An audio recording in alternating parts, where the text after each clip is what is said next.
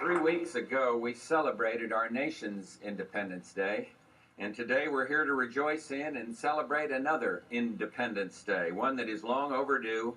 And with today's signing of the landmark Americans for Disabilities Act, every man, woman, and child with a disability can now pass through once closed doors into a bright new era of equality, independence, and freedom.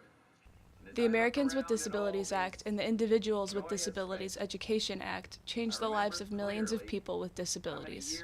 Both acts gave people with disabilities more access to education than they had ever had before. And so what was great in '86 was, hey, we recognize high school is not the last stop for you as a student.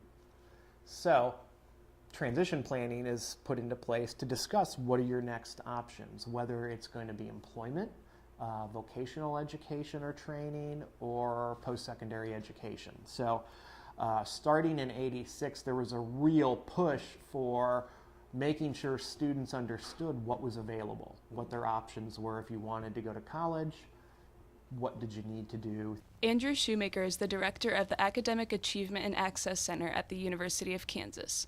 The center provides students with a variety of academic support.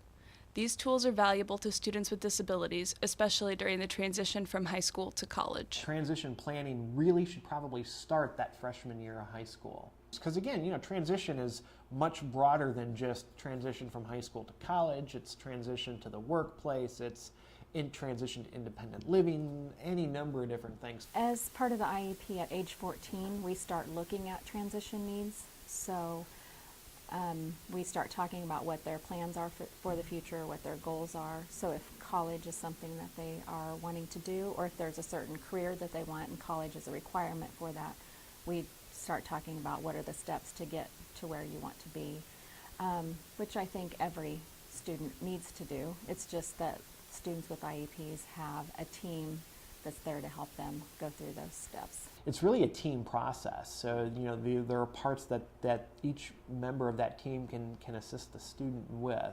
But yeah, it ultimately falls on the student to request the accommodations and provide the documentation and things like that. Our goal is to really make sure students and parents know what's available. Ultimately, students' success in college depends on their willingness to self-advocate for their disabilities. In high school, teachers approach students for help. In college, students have to ask for the help they received in high school. Under the IDEA, the ultimate goal is for that student with a disability in high school to experience some success.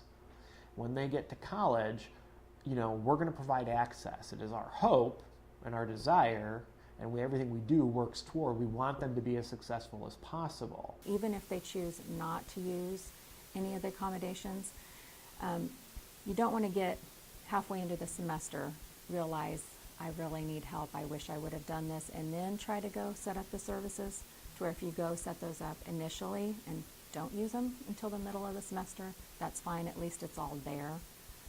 You don't want to have to backtrack and try to get everything set up. So that's what I encourage the students to do. I completely understand if you want to try it without the accommodations and without the support, but at least initially get it set up. Problems are easier to solve when they're small, rather than when they get, you dig yourself into a hole. If it's a small hole, much bigger than if it's deep and wide. So that's one of the things that we'll do well.